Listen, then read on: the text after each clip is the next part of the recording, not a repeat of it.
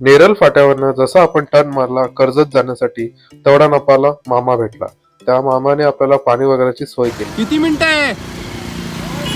आलोच.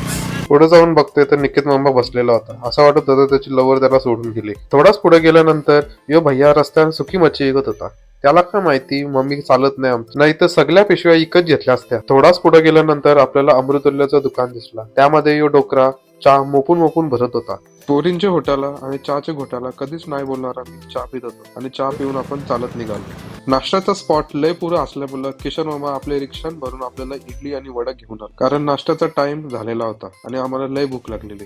प्रत्येकी 16 इडल्या आणि 16 मेंदू वडे खाऊन आम्ही टट्ट फुगालो आणि तिथंच रस्त्यावरती झोपायचा निर्णय घेतला.